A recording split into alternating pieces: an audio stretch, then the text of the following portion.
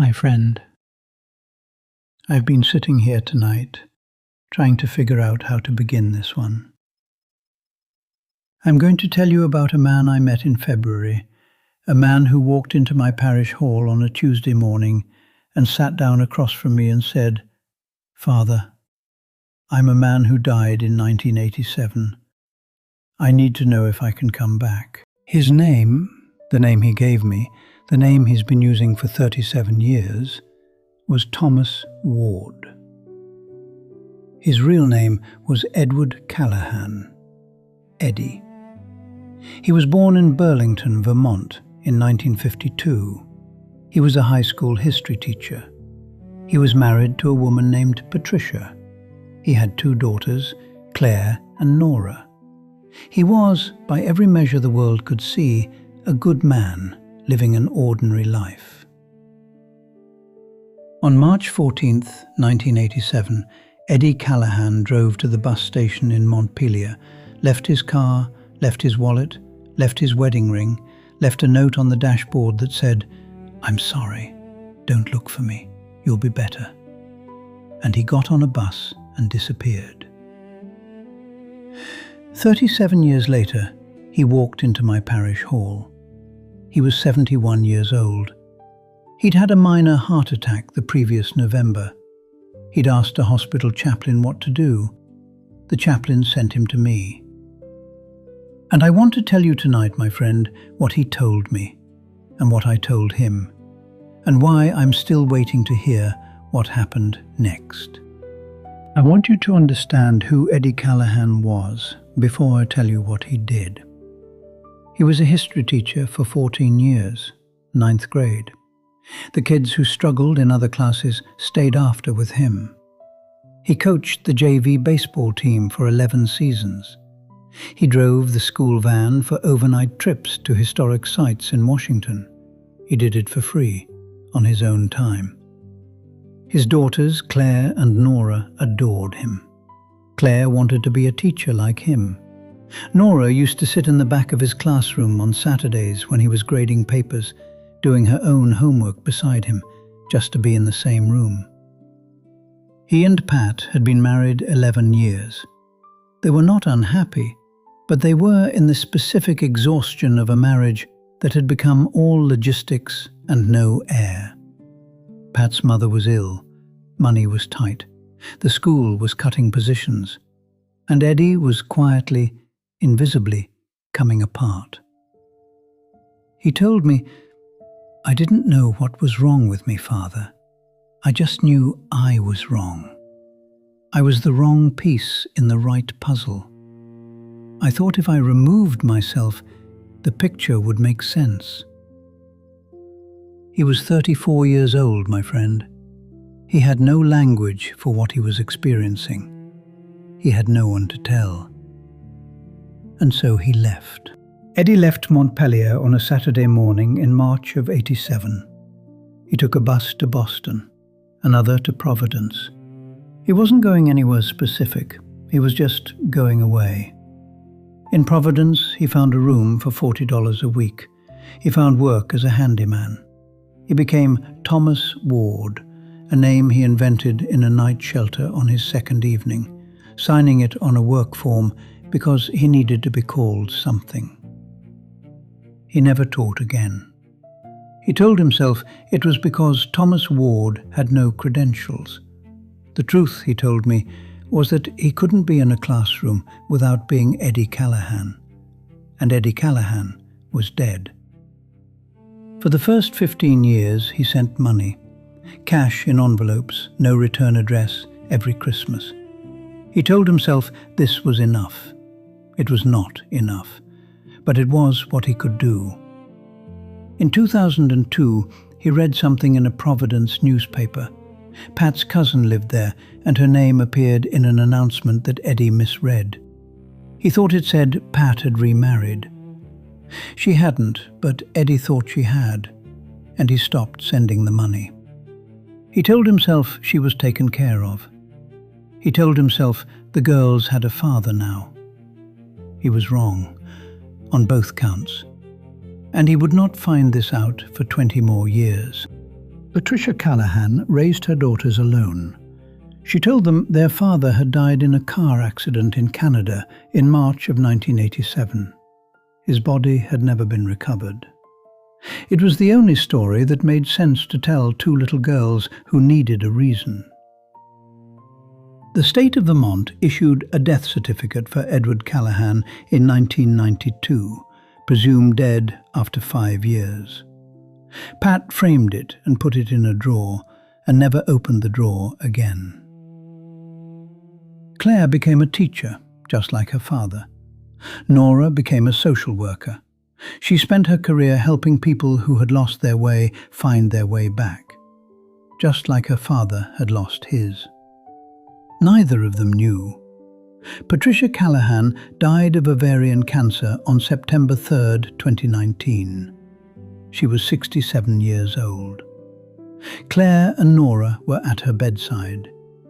She did not tell them the truth about their father. She took it with her. In Providence, Rhode Island, Thomas Ward, Eddie Callahan, turned 67 that year. He did not know his wife had died. He did not know his daughters had just buried their mother alone. He did not know anything. He was living alone in the small apartment, working part-time, tending his neighbor's garden because she had bad knees. He had not spoken his real name out loud in 32 years. In November of 2023, Eddie had a heart attack. Not a severe one, but enough. Alone in a hospital bed in Providence at 71 years old, he asked a nurse to bring him a priest. The chaplain who came was 30 years old, younger than Eddie's daughters. He sat with Eddie for 2 hours. Eddie told him everything. Everything, my friend. The whole 37 years. The bus station in Montpelier. The wedding ring on the dashboard. Thomas Ward. Providence. The cash envelopes at Christmas. The newspaper he misread. Pat. Claire. Nora.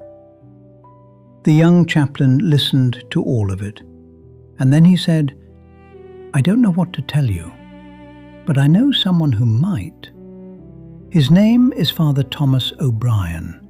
He's retired in Stowe, Vermont. Call him first. Before you do anything else, call him." He didn't call. He drove.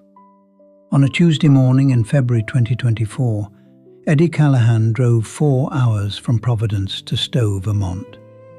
He walked into the parish hall. I was having my second cup of coffee.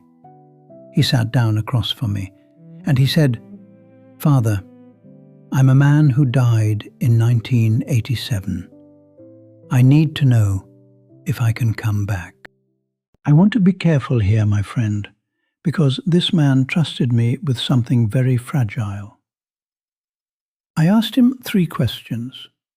The first, "Did you love them?" He said, "More than I knew how to show." The second, "Did you believe they were better without you?" He said, "Yes, I was wrong, but yes, that's what I believed." The third, "Do you want to make it right?" He was quiet for a long time, and then he said, "I don't know if I can, but yes." And I told him something, my friend. I told him what I believed to be true. I said, "You're not a man who died. You're a man who got lost. And lost men can be found if they're willing to be." He started to cry, not dramatically, just the quiet tears of a man who has been holding something for 37 years and has just heard someone say, "It doesn't have to be permanent." And then he asked me the question I had been waiting for. He said, "Father, are they alive? Claire and Nora. Do you know if they're alive?" I did not know, my friend. I didn't know anything about Claire and Nora Callahan, But I knew how to find out. And what I found, I had to tell him. Claire Callahan is 45 years old. She lives in Burlington, Vermont. She is a high school history teacher. Nora Callahan is 42. She lives in Boston. She is a social worker. Their mother, Patricia Callahan, died of ovarian cancer on September 3, 2019. She was 67 years old.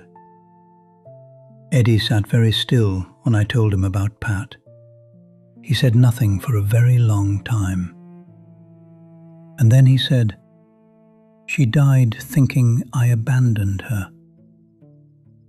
I said, "She died knowing you were gone. Whether she thought you abandoned her, I don't know. None of us know what Pat carried. Only Pat knew." He asked me what he should do. And my friend, this is what I told him. I said, "I cannot make this choice for you, but I'll tell you what I know. Claire and Nora have been carrying a dead father for 37 years. Whatever you decide, they deserve to stop carrying something that isn't true." He nodded. He was quiet. And then he said, "I'll write them letters."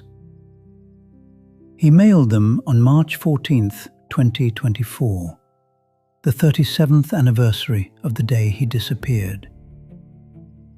I don't know what happened next. I'm still waiting to hear. My friend, I've thought about Eddie Callahan every day since February.